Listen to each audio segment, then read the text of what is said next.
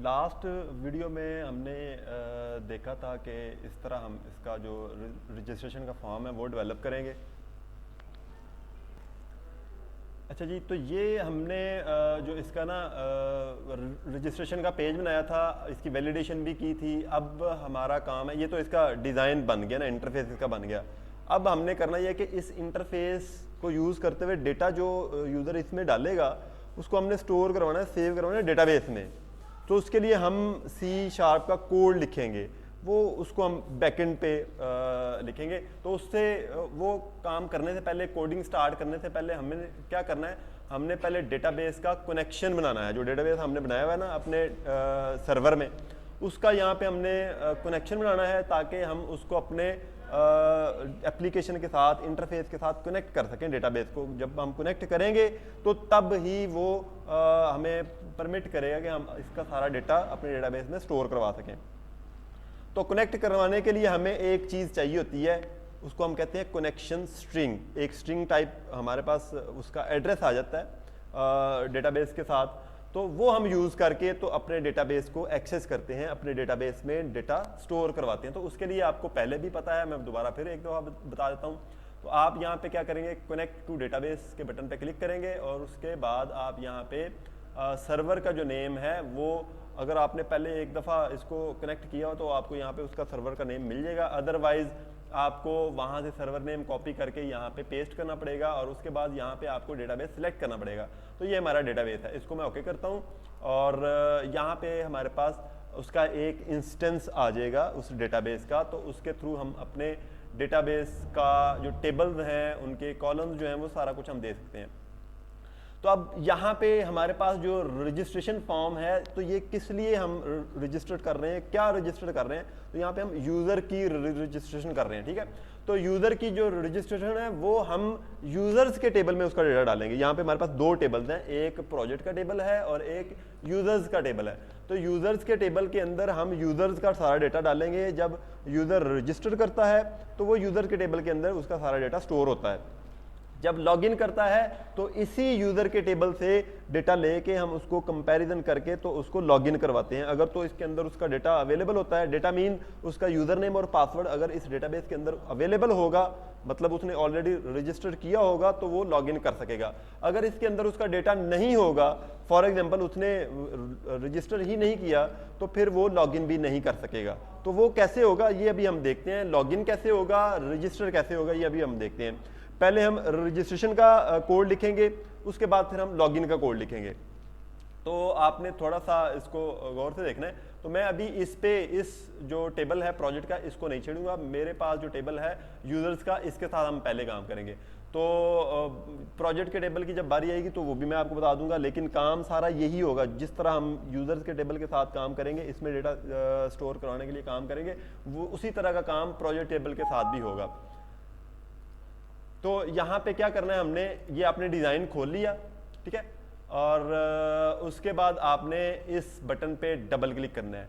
अच्छा, यहाँ पे मैं एक चीज़ आपको बता दूँ, आप लोगों ने, काफ़ी लोगों ने गलती की हुई थी कि जी सर वो डिबग कर रहे हैं तो एरर आ रहा है, तो ये मसला हो गया, तो ये वो मसला हो गया। तो आप क्या करते हैं, आप लोग यहाँ पे अननेसेसरी डबल क्लिक कर देते हैं। डबल क्लिक इंटरफेस पे आपने कहीं भी नहीं करना, ठीक है। डबल क्लिक जब करेंगे तो उसका एक इवेंट जनरेट हो जाता है, जो बाय डिफॉल्ट इवेंट होता है उस कंसर्न कंट्रोल का, वो जनरेट हो जाता है। वो मैं आपको अभी दिखाता हूँ वो कैसे कंट्रोल जो है इवेंट जनरेट होता है। तो मैं ये मेरे पास क्योंकि टेक्स्ट है तो इस पर मैं डबल क्लिक करूँ भी तो कोई मसला नहीं है। और ये मेरे पास कंट्रोल टेक्स्ट बॉक्स है, तो इस पर मैं डबल क्लिक करूँगा तो इसका अफेक्ट होगा मेरे प्रोजेक्ट पे। ये इसका कुछ मकसद होता है डबल क्लिक करने का। तो इस पे डबल क्लिक मैं करूंगा ना, तो क्या होगा कि इस पे डबल क्लिक करने से इसका क्लिक का जो इवेंट है वो जनरेट हो जाएगा। वो C# के कोड के अंदर उसका एक फंक्शन बन जाएगा। उस फंक्शन के अंदर हम जो कुछ भी लिखेंगे वो सारा कोड जो है वो एग्जीक्यूट होगा। कब एग्जीक्यूट होगा, जब हम इसको सिंगल क्लिक करेंगे। कहाँ पे सिंगल क्लिक करेंगे, अभी मैं आपको ये डिबग करके दिखाता हूँ कि कैसे काम होगा, ये कैसे होता है। तो यहाँ पे देखें, ये इस पर मैं अभी क्लिक कर रहा हूँ तो कुछ भी नहीं हो रहा है। वो अभी जस्ट आपको वो जो है ना वैलिडेशन दिखा रहा है।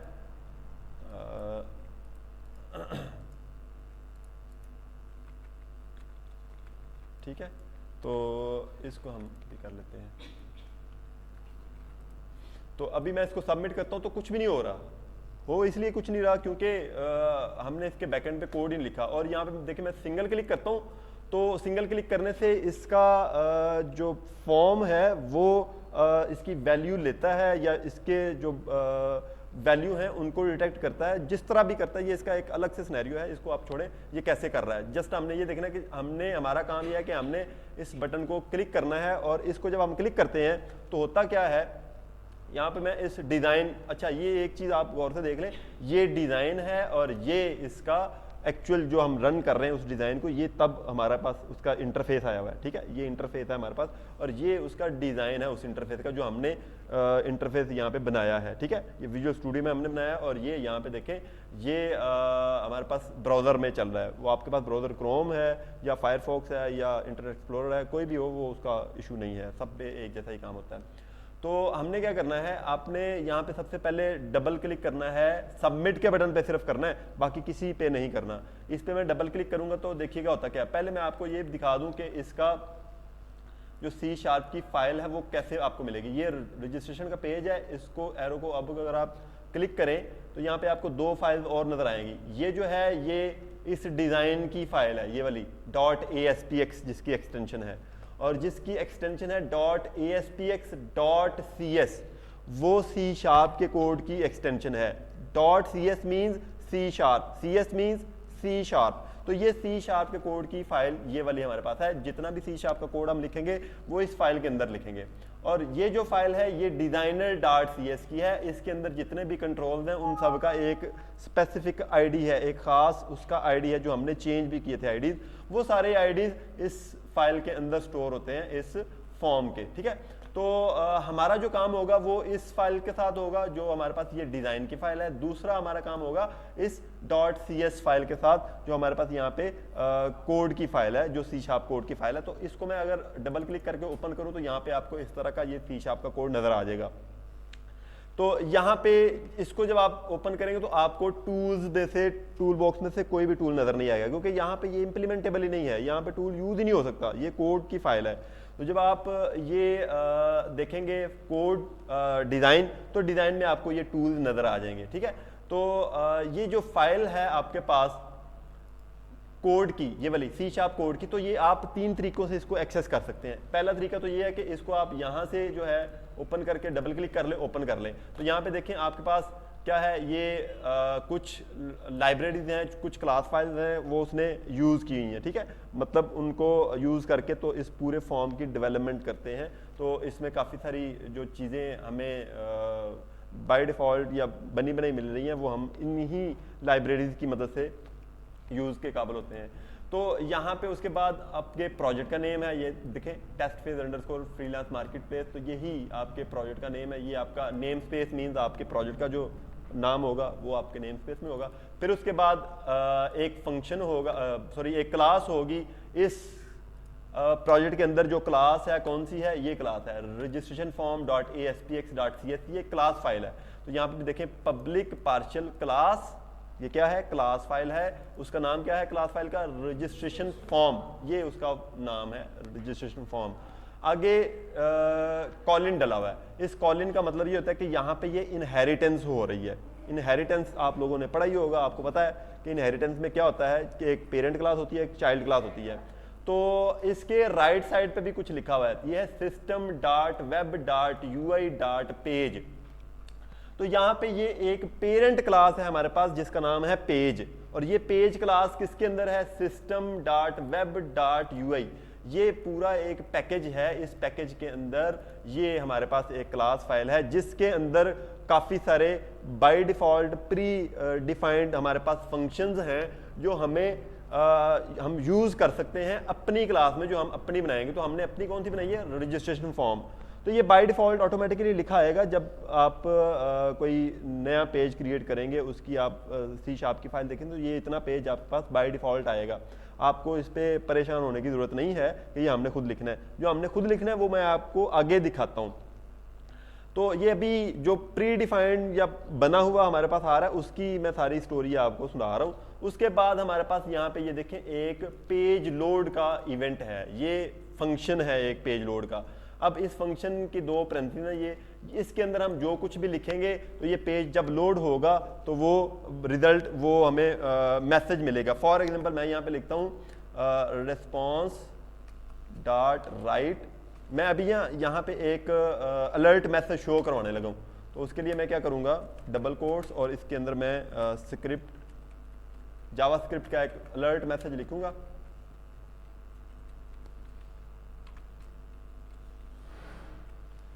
और स्क्रिप्ट मैसेज लिखने के लिए या अलर्ट मैसेज लिखने के लिए हम इस तरह लिखते हैं। ये आपको ज़रूरत तो नहीं पड़ेगी क्योंकि इसको हमने यूज़ नहीं किया अपने प्रोजेक्ट में और ना ही अपने टेस्ट फेज में यूज़ करेंगे, और ये जस्ट आपको टेस्ट करवाने के लिए है।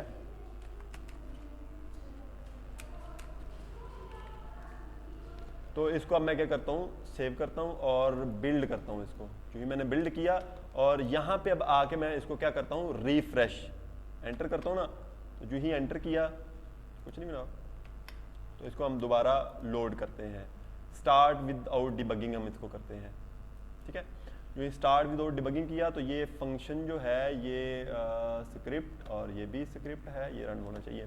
तो अभी देख लेते हैं ये क्या करता है। तो स्टार्टिंग पे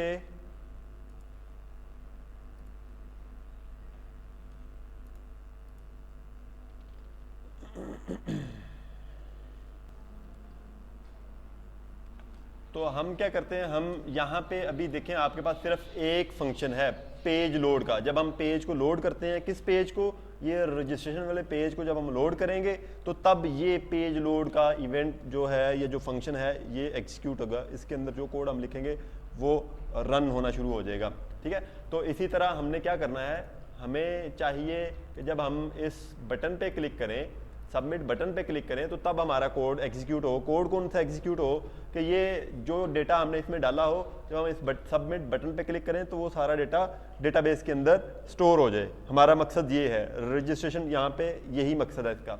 तो इसके लिए हम क्या करेंगे, डिज़ाइन में जाते हैं और यहाँ पे इस बटन पे डबल क्लिक कर लें, या आप यहाँ पे एक और तरीका जो मैं आपको बताना चाह रहा था कि एक तो तरीका ये है कि आप यहाँ से आप इस फाइल को ओपन कर लें कोड की।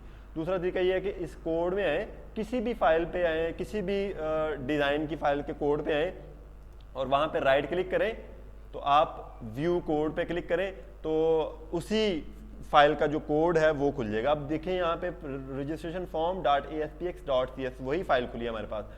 और तीसरा तरीका ये है कि मैंने फॉर एग्जांपल इस बटन का एक जो इवेंट है या क्लिक का जो इवेंट है वो मैंने जनरेट करना, तो मैं क्या करूंगा, डबल क्लिक इस पे करूंगा तो अब वही फाइल खुली है रजिस्ट्रेशन फॉर्म .aspx.cs। लेकिन इसने क्या किया है, यहाँ पे एक इवेंट जनरेट कर दिया है बटन 1 क्लिक, मतलब बटन 1 उसका आईडी है और अंडरस्कोर क्लिक उसका इवेंट है। जो इवेंट वो परफॉर्म करने पे हमारा ये फंक्शन कॉल होगा, ये फंक्शन रन होगा। तो क्या होगा, जब हम इस बटन पे क्लिक करेंगे तो हमारा जो कोड है वो एग्जीक्यूट होगा। तो इसमें अब हम वो कोशिश करते हैं, वो जो कोड हमने लिखा था ना, response.write, उस पर क्यों नहीं कर रहा, उस पर करना चाहिए था इसको। तो इसके अंदर हम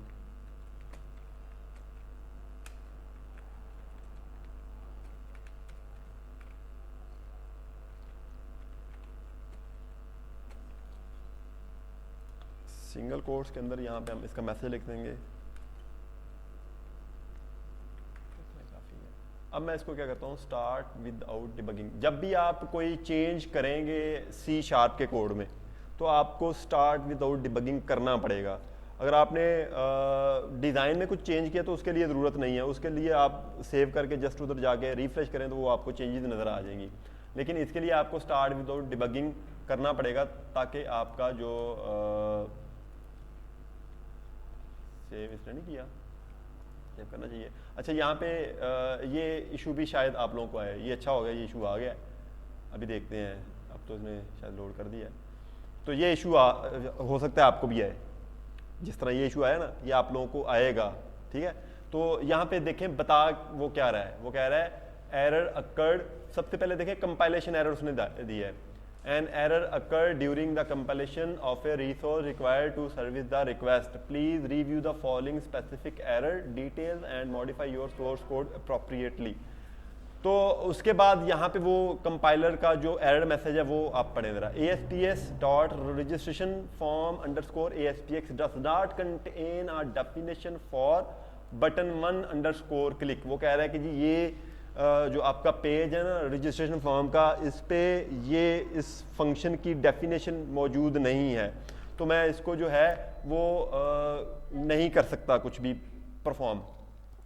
तो इसके लिए क्या है, यहाँ पे हमारे पास इधर भी इसका बटन 1 का होना चाहिए, लेकिन उधर भी है, लेकिन इसने फिर भी नहीं किया। यहाँ पे देखें तो ले तो यहाँ पे देखें, हम यहाँ पे इसके स्प्लिट करते हैं ना, स्प्लिट करने के बाद हम इस बटन पे क्लिक करेंगे, सिंगल क्लिक, तो यहाँ पे देखें ये इसका यही फंक्शन है, यहाँ पे बटन 1_click इसने यहाँ पे कॉल किया हुआ है, और यहाँ पे जो इसकी फाइल है इस पे भी है, लेकिन अभी मेरे ख्याल में ये कोई कन्फ्लिक्ट कर रहा है, जिसकी वजह से ना हालांकि यहाँ पे ये फंक्शन है भी, लेकिन वो फिर भी इसको एक्सेप्ट नहीं कर रहा। तो मैं क्या करता हूँ, इसको दोबारा हम बिल्ड करते हैं। तो ये फंक्शन, ये एरर इस तरह का आपके पास आएगा। जब ये एरर आपके पास आए तो आपने देखना है कि जिसकी वजह से ये एरर आ रहा है वहाँ पे वो इसका इवेंट का जो नेम है या जो फंक्शन का नेम है वो वहाँ पे मौजूद भी है कि नहीं। यहाँ पे देखें इसके इवेंट पे है, ऑन क्लिक का इवेंट यूज़ किया हुआ है, और उसके ऑन क्लिक के इवेंट पे फंक्शन कौन सा कॉल हो रहा है, बटन 1_click। तो बटन 1_click जो है वो यहाँ पे है, ये बटन 1_click। अगर ये कुछ डिफरेंट है तो आप इसको, इस फंक्शन के नेम को कॉपी करें और यहाँ पे जाके आप इसको पेस्ट कर दें, ठीक है। तो फिर भी आपका ये मसला हल हो जाना चाहिए। अभी हम देखते हैं इसको, अभी ये क्या कर रहा है, नहीं जी मान नहीं रहा वो। तो अभी हम इसको स्टार्ट विदाउट डिबगिंग करते हैं दोबारा, वही इशू है इसका, हालांकि यहाँ पे इसकी डेफिनेशन भी है, सारा कुछ है। तो हम इसको एक दफ़ा रीस्टार्ट करते हैं अपने प्रोजेक्ट को।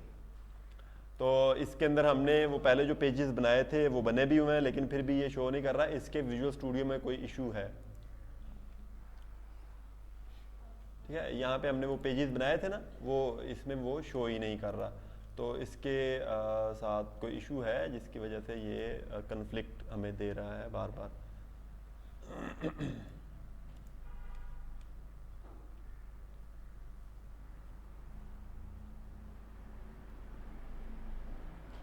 ये वो, तो ये जब आप उस पर डबल क्लिक करेंगे तो इस तरह आपके पास ये एक मैसेज, ये इवेंट जो है वो जनरेट हो जाएगा। अब इसके अंदर हम अपना वो एक टेस्ट करने के लिए मैसेज लिखते हैं, राइट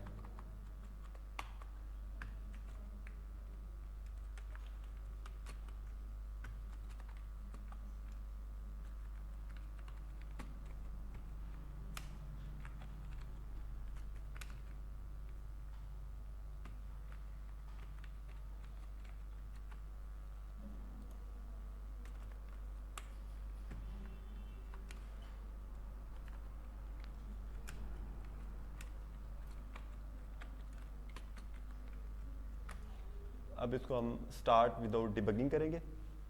तो जो ही स्टार्ट विदाउट डिबगिंग करेंगे तो ये पेज हमारे सामने आएगा, और जो ही हम सबमिट पे क्लिक करेंगे तो ये देखें हमें ये वैलिडेशंस का सामना करना पड़ रहा है, और वैलिडेशन हम हटाते हैं और फिर हम देखते हैं कि हमारे पास सबमिट पे जो ही क्लिक करेंगे तो देखें वो हमारे पास एक मैसेज आया, हाय यू क्लिक्ड मी, ठीक है। तो इसी मैसेज को फॉर एग्जांपल मैं कॉपी करता हूं और यहाँ पे ये पेज लोड के इवेंट पे मैं इसको पेस्ट करता हूं, और यहाँ पे मैं लिखता हूं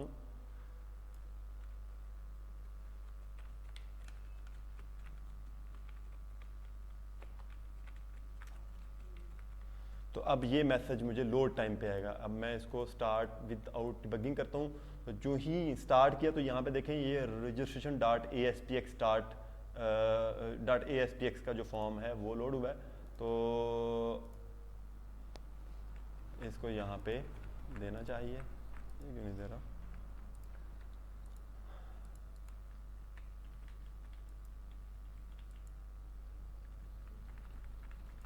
ठीक है जी। तो इस पे ये क्लिक पे दे रहा है, लेकिन जब हम इसको लोड करते हैं तो लोड पे नहीं दे रहा, तो लोड पे इसको देना चाहिए। तो खैर उसका कोई इशू नहीं है, वो इसलिए भी नहीं दे रहा होगा क्योंकि यहाँ पे हमने उसका कोई मिस किया होगा। खैर बताने का मकसद ये था कि आप टेस्ट कैसे कर सकते हैं कि बटन क्लिक का काम कैसे हो रहा है। अब हमारे पास जो ये फंक्शन है ना, ये button1_click का, इसके अंदर हमने अपनी सारी क्यूरी लिखनी है, सारा कोड हमने लिखना है C# का। असल काम अब हमने करना है, ठीक है। तो आपने सबसे पहले क्या करना है, ये जो हमने डेटाबेस कनेक्ट किया था उसकी स्ट्रिंग आपने ले लेनी है यहाँ से।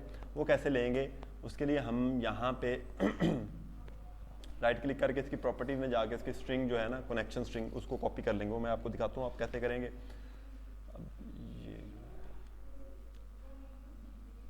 इस पे राइट क्लिक करें, ठीक है, इस पे राइट क्लिक करें और प्रॉपर्टीज पे देखें तो ये प्रॉपर्टीज इसके आ जाएंगी। यहाँ पे थर्ड रो है इसकी कनेक्शन स्ट्रिंग, इसके आगे देखें ये सेल है, इस पे डबल क्लिक करें तो ये सारा सिलेक्ट हो जाएगा। उसके बाद आप इसको Ctrl+C से कॉपी कर लें या राइट क्लिक करके तो कॉपी कर लें। उसके बाद आपने क्या करना है, हमारे पास ये जो पेज खुला होगा ना C# का, इस पेज के यहाँ पे देखें ये जो पेरेंथीज है, ये वाली स्टार्टिंग पेरेंथीज है हमारी नेम स्पेस की या हमारे प्रोजेक्ट की, और ये इसकी क्लोजिंग है। और ये जो पेरेंथीज है ये हमारी या ये जो करली ब्रेस है ये हमारे क्लास की स्टार्टिंग ब्रेस है, और ये इसकी क्लास की क्लोजिंग ब्रेस है। ये ब्रेस इस फंक्शन की स्टार्टिंग है और ये इसकी क्लोजिंग है। ये ब्रेस इस फंक्शन की स्टार्टिंग और ये इसकी क्लोजिंग है। तो ये एक पैटर्न बना हुआ है, ये एक स्टाइल बना हुआ है। आपको इससे पता चल जाएगा कौन सी स्टार्टिंग ब्रेस है, कौन सी इसकी क्लोजिंग ब्रेस है और किस लेवल पे है। ये सबसे टॉप का लेवल ये हमारे प्रोजेक्ट का होता है, उसके बाद क्लास का होता है, उसके बाद फंक्शंस का आता है, ठीक है।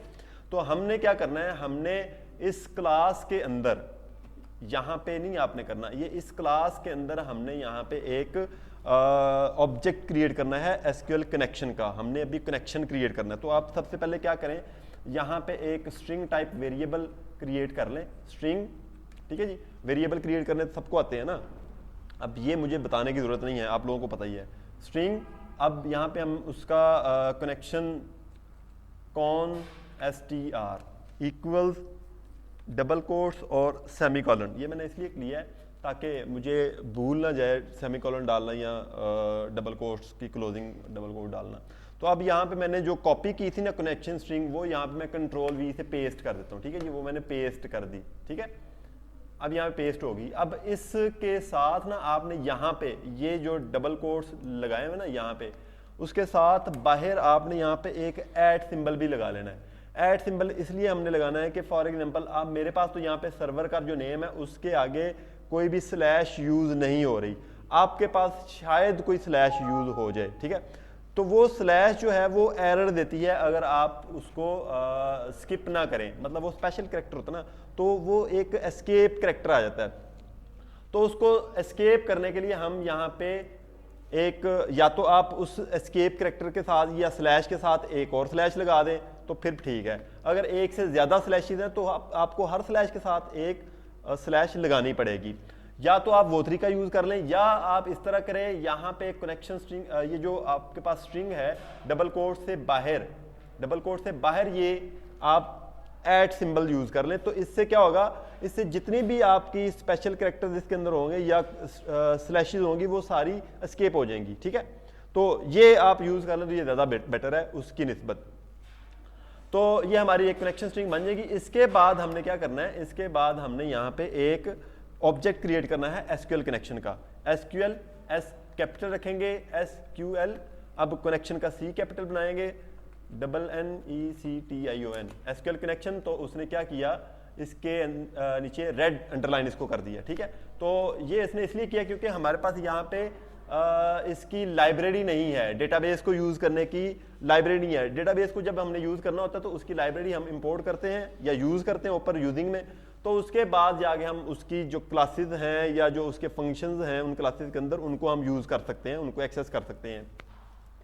तो इसके लिए आप क्या करेंगे, इस पर क्लिक करें और इस पे क्लिक करने के बाद छोटा सा ये देखें बॉक्स आ रहा है, इस पे लेके जाएं और यहाँ पे क्लिक करें तो यहाँ पे वो बताएगा कि आपने ये जो लाइब्रेरी है system.data.sql client इसको यूज करना है कि नहीं करना। मतलब ये कह रहा है कि ये जो क्लास आपने नेम लिखा है ये इस लाइब्रेरी के साथ यूज हो सकता है, ठीक है। अगर तो मैं इसको क्या करता हूँ, मैं इसको एस स्मॉल लिख देता हूँ या आप कनेक्शन का सी स्मॉल लिख दें, तो अब वो आपके पास ऑप्शन नहीं आ रही क्योंकि आपने क्लास का नेम गलत लिखा है। यहाँ पे स्पेलिंग का ख्याल रखना है आपने, ठीक है। तो यहाँ पे वो मुझे वो ऑप्शन नहीं दे रहा, वो कह रहा है कि ये जो क्लास का नाम आपने लिखा है ये मेरे पास नहीं है, मैं इसको नहीं पहचान सकता। तो आपने क्या नई क्लास फाइल को क्रिएट करनी है, तो यहाँ पे वो मुझे बता रहा है generate class for SQL connection. तो मुझे पूछ रहा है कि आपने जनरेट करनी है, मैं अगर इसको क्लिक करूंगा तो वो जनरेट कर देगा नीचे कोड के एंड पे। तो मैंने तो ये काम नहीं करना, मुझे तो ऑलरेडी मेरे पास बनी बनाई है सिस्टम में, तो मैं उन्हीं को यूज करूंगा। तो यहाँ पे या तो आप ये काम कर ले या आप यहाँ पे ये काम करेंगे using system dot data dot SQL client, ठीक है जी, ये यूज कर लें। मैं ये यूज करता हूं तो यहाँ पे देखें एसक्यूएल क्लाइंट उसने उसके नीचे थेरेड भी खत्म कर दिया और उसको येलो लाइट ब्लू कलर कर दिया है, ठीक है, स्काई ब्लू कलर कर दिया है। अब इसका ऑब्जेक्ट क्रिएट करने के लिए मैं क्या करूंगा, क्लास का नाम लिखते हैं, फिर कोई ऑब्जेक्ट का नेम मैं जो भी देना चाहूं, मैं इसका नाम देता हूं कनेक्शन, ठीक है, इक्वल सिंबल डालेंगे, ये मैंने ऑब्जेक्ट का नेम रख दिया। अब इस ऑब्जेक्ट का जो कंस्ट्रक्टर है उसको कॉल करेंगे। उसके लिए क्या करते हैं हम, न्यू कंस्ट्रक्टर का आपको पता ही है उसका नेम वही होता है जो हमारी क्लास का नेम होता है। तो मैं यहाँ पे इसी क्लास के नेम को कॉपी कर लूँगा और यहाँ पे पेस्ट कर दूंगा। और अगर आप इस तरह ना करना चाहें तो आप यहाँ पे एसक्यूएल कनेक्शन लिखेंगे ना, एसक्यूएल कॉन लिखेंगे तो आपको इंटेलिजेंस में बता देगा, सजेशन दे देगा कि ये आप लिखना चाह रहे हैं, आपका मतलब ये है लिखने का। तो मेरा मतलब यही था, मैं इसको डबल क्लिक करूंगा तो वो वहाँ पे वो उसको करेक्ट कर देगा। डबल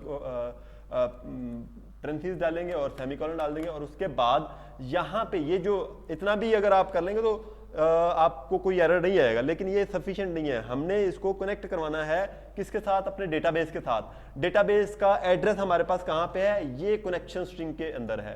तो ये कनेक्शन स्ट्रिंग का जो हमने यहाँ पे वेरिएबल क्रिएट किया है इसको हम इसके अंदर पास कर देंगे, इसके जो कंस्ट्रक्टर है उसको हम पास कर देंगे, ठीक है। तो जब हम ये करेंगे तो अब हमारे पास क्या है,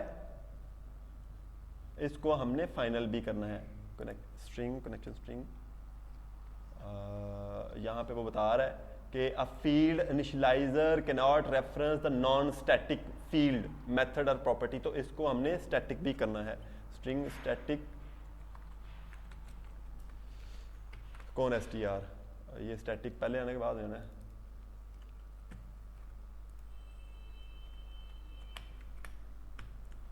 ठीक है जी, तो ये स्टैटिक भी इसको हमने करना है ताकि ये स्टैटिक मतलब कोई इसको चेंज ना कर सके, या हम इसको रन टाइम पे चेंज ना कर सकें कनेक्शन स्ट्रिंग को।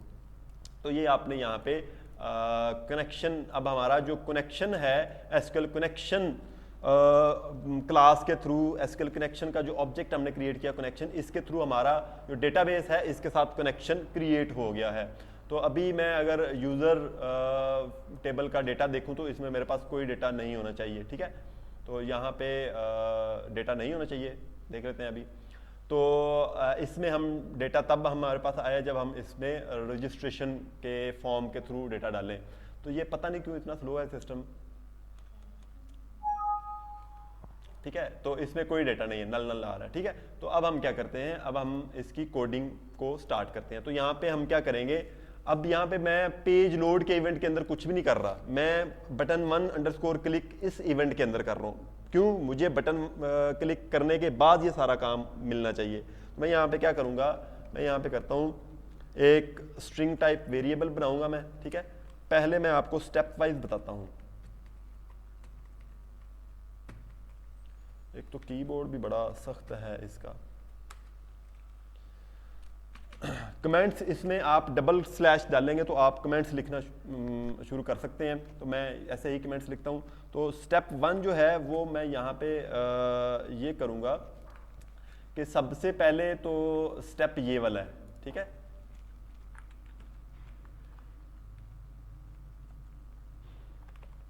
इसको भी मैं जो है कमेंट्स में डाल देता हूँ ताकि आपको इजी हो। Step 1, creating the connection object, ठीक है जी। या कनेक्शन करने के लिए डेटाबेस के साथ हम ये काम करेंगे जो आपको नीचे नज़र आ रहा है, ये इतना, ठीक है। तो ये दो काम है। ये कनेक्शन स्ट्रिंग है हमारी इस वेरिएबल के अंदर, कॉन str के अंदर। Con str means connection string, ठीक है। वेरिएबल हमने बनाया कॉन str और वो ही कनेक्शन स्ट्रिंग हमने यहाँ पे पेस्ट कर दी। तो अगर आप इसको डायरेक्टली इस कनेक्शन स्ट्रिंग को यहाँ पे डाल दें तो फिर भी कोई इशू नहीं है, फिर भी ठीक है। ये आपको सिर्फ समझाने के लिए, ईजी करने के लिए मैंने ये 2 स्टेप कर दिए हैं। तो उसके बाद हम यहाँ पे जो है हर इसको मैं स्टेप 0 कर देता हूँ, ठीक है जी, ठीक है। ये स्टेप तो आपने एक ही दफ़ा करना है हर पेज पे आपने ये स्टेप एक ही दफ़ा करना है। बाकी ये जो स्टेप हैं ये आपने हर दफ़ा करने हैं जब भी आपने कोई क्यूरी लगानी है, कोई क्यूरी यूज़ करनी है। अगर आपने एक ही पेज पे 2-3 क्यूरीज लगा रहे हैं तो हर क्यूरी के साथ आपने ये स्टेप्स रिपीट करने हैं। तो स्टेप 1 क्या होगा? स्टेप 1 पे हम राइटिंग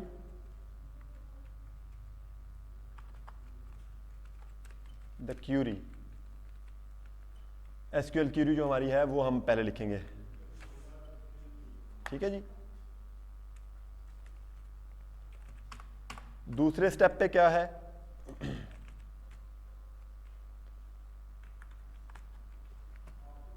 स्टेप 2 पे हमारे पास है क्रिएटिंग एसक्यूएल कमांड ऑब्जेक्ट, ठीक है जी। एसक्यूएल कमांड का ऑब्जेक्ट हम क्रिएट करेंगे। फिर उसके बाद हम पैरामीटर्स पास करेंगे। Step 3, passing parameters to query if required, ठीक है जी। तो ज़रूरी नहीं है कि हर दफ़ा आपके पास पैरामीटर्स हों, अगर होंगे तो आप पास करेंगे, अदरवाइज आप पास नहीं करेंगे, ठीक है। तो लॉगिन में और रजिस्ट्रेशन में हमारे पास ये पैरामीटर्स होंगे, इसलिए मैं यहाँ पे ये स्टेप लिखा है। तो कुछ में हमारे पास नहीं भी हो सकते पैरामीटर, तो वहाँ पे हम पैरामीटर्स नहीं लगाएंगे। मोस्टली हमारे पास पैरामीटर्स होते हैं। सिर्फ सिलेक्ट स्टार जब आप करते हैं ना, सारा डेटा सेलेक्ट करते हैं और उसमें कोई आप जो है फिल्टर नहीं लगाते तो फिर आपको पैरामीटर्स की ज़रूरत नहीं पड़ती। तो नॉर्मली आपको हर दफ़ा पैरामीटर की ज़रूरत पड़ती है। तो उसके बाद हम क्या करेंगे?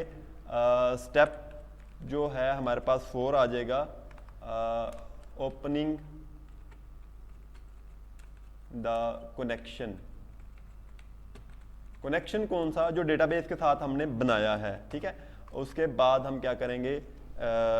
स्टेप 5 जो है हमारे पास वो आएगा executing the query SQL command.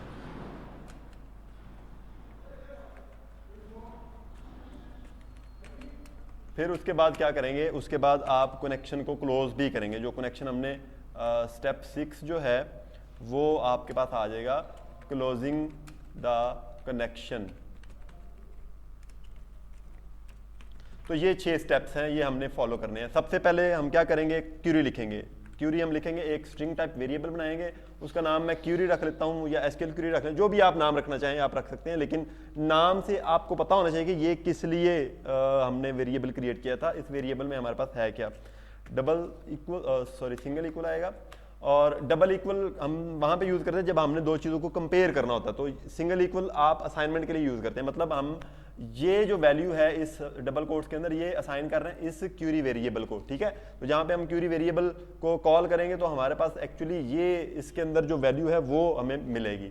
यहाँ पे हम क्या करेंगे? इंसर्ट की क्यूरी लगाएंगे, इंसर्ट इनटू, आपको आती होगी इंसर्ट की क्यूरी, किस किस को आती है, किस किस को नहीं आती? जिसको आती है वो ज़रा बताएं। डेटाबेस पढ़ा है आप सबने? डीबीएमएस पढ़ा है ना? कब पढ़ा है आपने? डीबीएमएस नहीं पढ़ा? इसी वजह से तो आपका ये इंटरफेस खराब हुआ है कि आपने कुछ पढ़ा ही नहीं है। तो इसमें आपने 4 टाइप की क्यूरीज आपको काम आएंगी। नंबर 1 इंसर्ट, अपडेट, डिलीट और सिलेक्ट की, ठीक है। तो यहाँ पे जब हमने रजिस्ट्रेशन करनी होती है तो हम क्या करते हैं, बेसिकली डेटा जो है वो फॉर्म से लेके डेटाबेस में डाल रहे होते हैं। जब किसी चीज़ में कोई चीज़ डालनी होती है तो वो हम वहाँ पे इंसर्ट की क्वेरी यूज़ करते हैं। जब फॉर्म से लेके डेटाबेस में हमने डेटा डालना है तो इंसर्ट की क्वेरी यूज़ करेंगे। जब डेटाबेस से डेटा लेके तो हमने फॉर्म पे शो करवाना है तो हम सिलेक्ट की क्वेरी यूज़ करेंगे। और जब हमने डेटाबेस से कोई रिकॉर्ड डिलीट करवाना है तो हम डिलीट की क्वेरी यूज़ करेंगे। और अगर हमने डेटाबेस के अंदर कुछ चेंजेस करनी है, किसी रिकॉर्ड को अपडेट करना है तो अपडेट की क्वेरी यूज़ करेंगे। तो इसलिए हम यहाँ पे इंसर्ट की क्वेरी यूज़ करेंगे। इंसर्ट इनटू, उसके बाद टेबल का नाम आएगा, टेबल का नाम है यूजर्स टेबल, ठीक है जी। फिर मैं पेरेंथीज डालता हूँ और फिर उसके बाद वैल्यूज़, और वैल्यूज़ के बाद फिर पेरेंथीज। अब हमने इन यूजर टेबल के बाद जो यूजर टेबल का नेम है उसके बाद इसके कॉलम्स के नेम लिखने हैं, जिन जिन कॉलम्स के अंदर मैंने डेटा डालना है। तो मैं यूजर आईडी नहीं लिखूंगा, तो यूजर आईडी को हम यूज नहीं करेंगे क्योंकि इसमें ये ऑटो इंक्रीमेंट है। यूजर आईडी का जो कॉलम है इसमें ऑटोमेटिकली डेटा आ जाएगा जब हम रिकॉर्ड एंटर करेंगे, तो इसको हम यूज नहीं करेंगे। हमने जो डेटा डालना है वो यहां से मैं कॉलम नेम देखूंगा, जुबानी नहीं लिखने आपने भी यहां से देख के लिखने जो आपके पास डेटाबेस में कॉलम नेम्स हैं। ये वीडियो के कॉलम नेम आपने नहीं डालने, आपने अपने डेटाबेस के कॉलम नेम्स डालने जो आपके डेटाबेस के हैं। तो मैं यहां से अपने डेटाबेस के कॉलम नेम्स देख के वो लिखने लगा हूं। सबसे पहले है फर्स्ट नेम, कॉमा डालूंगा, फिर लास्ट नेम, फिर यूजर नेम, फिर कॉमा, हर दफा आपने कॉमा डालना है, पासवर्ड, फिर जेंडर, फिर ईमेल, फिर कांटेक्ट, ठीक है जी। ये आपने लिख लिए। अब जितने ये कॉलम्स के नेम आपने लिखे हैं उतने के लिए ही आपने यहाँ पे पैरामीटर्स बनाने हैं। ये क्यूरी के पैरामीटर्स हैं, ये क्यूरी हमने लिखी है और इस क्यूरी के यहाँ पे पैरामीटर देने हैं। जाहिर है जो वैल्यू हम यहाँ पे प्रोवाइड करेंगे वही वैल्यू उस कॉलम के अंदर जाके स्टोर होगी। तो यहाँ पे हम एक पैरामीटर बनाते हैं, उस पैरामीटर को फिर हम अपने जो फॉर्म्स के फील्ड्स हैं उनकी वैल्यू असाइन कर देंगे। अभी देखते हैं हम कैसे करेंगे। यहाँ पे हम पहले पैरामीटर्स के नेम लिख लेते हैं, एफ नेम, ठीक है जी, एफ एन मैं इसको लिख लेता हूँ। एट सिंबल यूज करेंगे तो आप पैरामीटर यहाँ पे क्रिएट कर सकते हैं एट सिंबल के साथ। At L N last name और फिर एट यू एन, ये मैं सीक्वेंस से लिख रहा हूँ। पहला पैरामीटर जो है, पहला कॉलम नेम जो है उसके लिए कौन सा है, एफ नेम पहला पैरामीटर है। दूसरा पैरामीटर जो है वो दूसरे कॉलम के लिए, तीसरा पैरामीटर जो है वो तीसरे कॉलम के लिए है, ठीक है। तो आपने भी इसी तरह इसका सीक्वेंस का ख्याल रखना है। अगर सीक्वेंस का ख्याल नहीं रखेंगे तो आपका डेटा इधर से उधर चला जाएगा। पास और ऐड सिंबल, फिर जेंडर, मैं जेन नहीं सिर्फ लिख लेता हूँ, ऐड सिंबल, फिर उसके बाद ईमेल, फिर ऐड सिंबल और उसके बाद कांटेक्ट, ठीक है जी। अब हमने ये इसकी जो है वो क्यूरी लिख ली है। अब ये हमारी क्यूरी जो है वो कंप्लीट हो गई है, ठीक है। अब हमने नेक्स्ट स्टेप जो करना है वो एसक्यूएल कमांड क्रिएट करनी है। अब यहाँ पे हम लिखेंगे, एक ऑब्जेक्ट क्रिएट करेंगे एसक्यूएल कमांड। यहाँ पे अगर आप देखें ना एसक्यूएल और COM लिखेंगे ना, ये देखें ये आ गई। इसको डबल क्लिक करेंगे और इसको मैं कहता हूँ कमांड, ठीक है जी, इक्वल न्यू एसक्यूएल कमांड, ठीक है जी। और इसके जो कंस्ट्रक्टर है इसको 2 पैरामीटर्स हमने प्रोवाइड करने होते हैं, एक कनेक्शन और दूसरा क्यूरी। तो कनेक्शन हमने जो बनाया था वो ये वाला है, ठीक है। तो पहला हम इसको क्यूरी पास करेंगे, क्यूरी जो हमने ऊपर बनाई है ये क्यूरी हमने एक लिखी है ना, वो क्यूरी इसको पहला पैरामीटर पास करते हैं, दूसरा पैरामीटर हम इसको कनेक्शन पास करेंगे, ठीक है। तो ये हमारे पास इतना काम हो गया, हमारा जो ऑब्जेक्ट है एसक्यूएल कमांड का वो क्रिएट हो गया। अब हमने इस एसक्यूएल कमांड को पैरामीटर्स प्रोवाइड करने हैं, तो हम क्या लिखेंगे, कमांड, ठीक है जी, dot parameters dot add with value, ठीक है जी। तो आपके पास उसी तरह आते जाएंगे जो ही आप उसको लिखते जाएंगे। और इस ऐड विद वैल्यू का जो फंक्शन है हमारे पास, इसको भी हमने 2 पैरामीटर्स प्रोवाइड करने होते हैं, डबल कोट्स के बाद हम सेमीकोलन कॉमा डालते हैं, और इस डबल कोट्स के अंदर आपने ये जो पैरामीटर के नेम लिखे हैं, ये पैरामीटर नेम आपने यहां पे प्रोवाइड करने हैं, हाँ सारे एक एक लाइन पे, ठीक है। अब इसको अभी आप खाली छोड़ दें, इसको आप कॉपी कर लें, ठीक है। और कितने पैरामीटर्स हैं आपके पास, 1 2 3 4 5 6 और 7, ये एक हमारे पास है और 6 आप और ऐड कर लें, 1 2 3 4 5 और ये 6 ऐड और हो गए। अब इनको हम रीनेम कर लेते हैं। पहला क्या था FN, दूसरा क्या था LN, तीसरा क्या था UN, और उसके बाद चौथा जो है पास।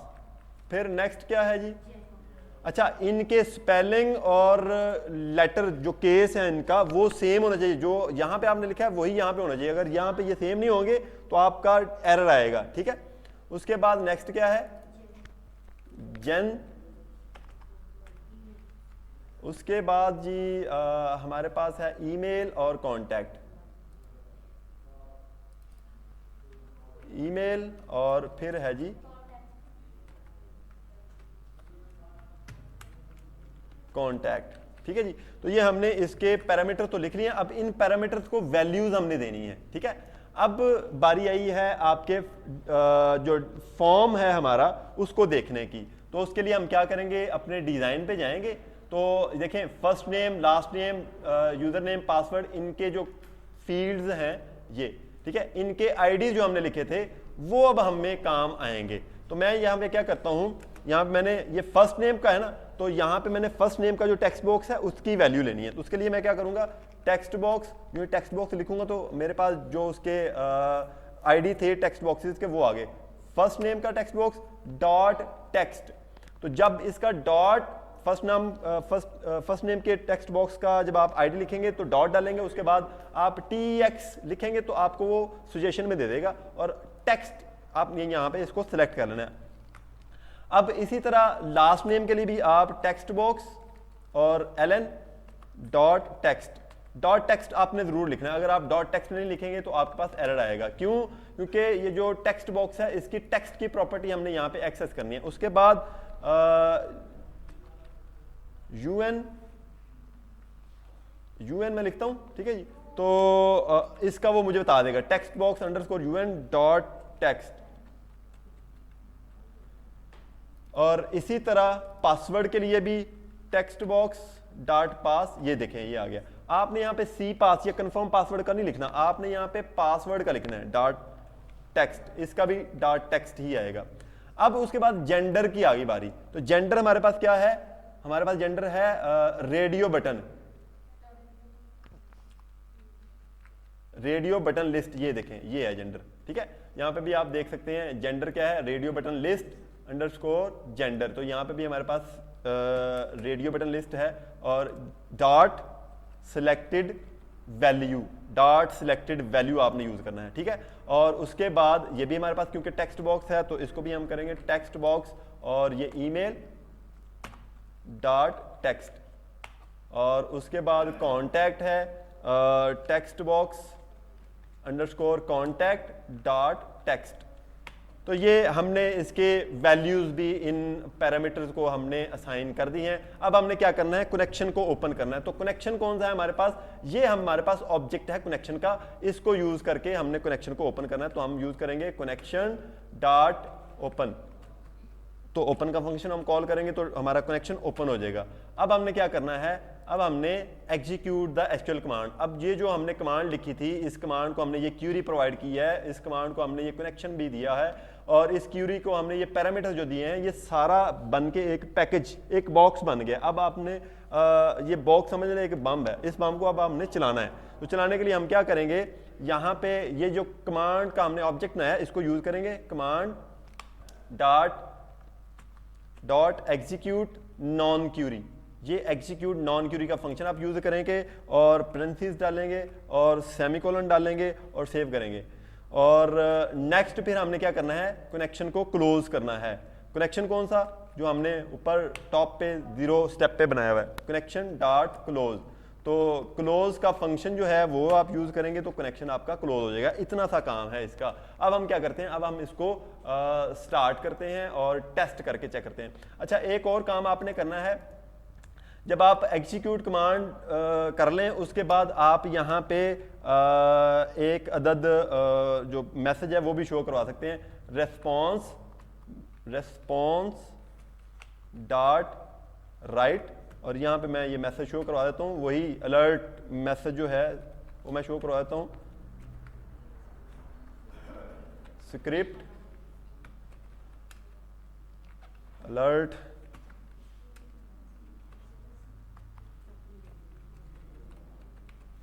स्क्रिप्ट, और यहाँ पे हम इसको लिख देंगे मैसेज है जी रजिस्ट्रेशन सक्सेसफुल। ठीक है जी। अब हम इसको करते हैं स्टार्ट विदाउट डिबगिंग। अब हम देखते हैं कि हमारे पास कोई एरर तो नहीं आ रहा। अब हम यहाँ पे ठीक है, हमारे जो हैं वो चल रहे हैं आदिल। ठीक है जी।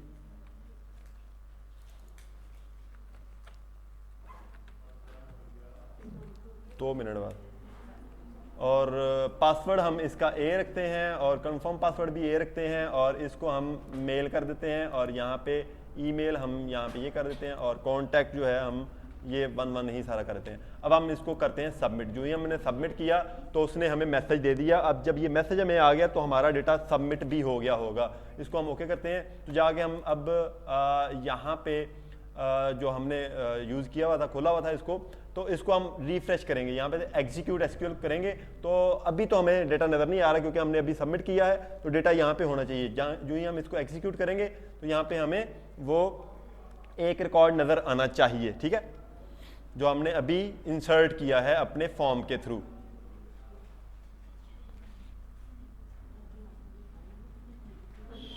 ठीक है जी, ये देखें वही डेटा आपके पास यहाँ पे आ गया है। यूजर आईडी हमने नहीं दिया था, 1 उसने खुद ही डाल दिया है। उसके बाद फर्स्ट नेम डाल दिया, लास्ट नेम डाल दिया, यूजर नेम डाल दिया, पासवर्ड डाल दिया, उसका जेंडर डाल दिया, कॉन्टैक्ट और ईमेल एड्रेस डाल दिया। यही चीज़ें जो हमने वहाँ पे फॉर्म में एंटर की हैं वो उसने हमें डेटाबेस में डाल दी हैं। जब हम लॉगिन करेंगे तो लॉगिन में हम उससे 2 चीज़ें रिक्वायर्ड होंगी हमें, एक तो यूज़र नेम, दूसरा पासवर्ड। वो यूज़र नेम और पासवर्ड हम यहाँ से लेके उसको जो है कंपेयर कर लेंगे। कंपैरिजन के बाद फिर हम उसको लॉगिन करवा देंगे। तो इस तरह आप इसका जो रजिस्ट्रेशन फॉर्म है वो आप डेवलप करेंगे, और इसी तरह आपने पोस्ट प्रोजेक्ट का जो है वो भी आपने इसी तरह डेवलप करना है। और आप लोगों ने जो आपका फॉर्म है उसको भी आपने इसी तरह इंसर्ट की क्वेरी से आपने करना है। उसमें सिर्फ एक ही आपका फॉर्म है और उसमें भी इंसर्ट की क्वेरी ही लगनी है और उसमें कुछ भी नहीं होना। आप लोगों के पास एक इंसर्ट की क्वेरी इसमें लगेगी और एक इंसर्ट की क्वेरी आपके पास पोस्ट प्रोजेक्ट में लगेगी। ठीक है, दोनों आपने बनाने हैं। इंसर्ट की क्वेरी के आपने दोनों कंप्लीट करने हैं, और लॉगिन वाला और फिर बाकी जो दूसरे हैं वो हम इंशाल्लाह सैटरडे को करेंगे। ठीक है जी।